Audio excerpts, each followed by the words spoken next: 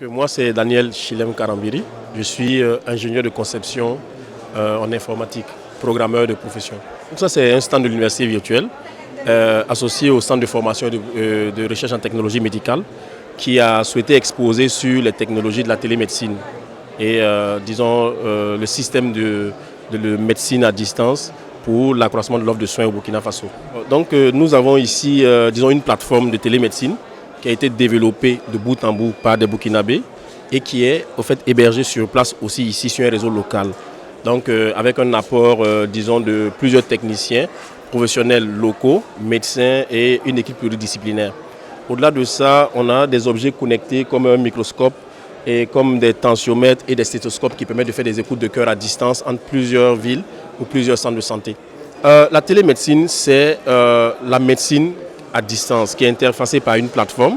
C'est-à-dire que c'est la médecine traditionnelle mais qui est pratiquée à travers des interfaces.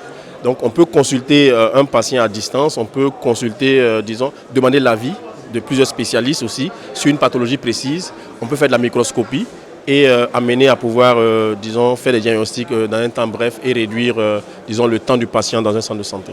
C'est des résultats de recherche que nous voulons valoriser. Donc si nous participons au FAIRCIT, c'est un forum sur la recherche et les innovations. Ce qui est important, c'est que nous sommes dans un contexte où on a un défi sécuritaire et des défis sanitaires qui nous préoccupent actuellement.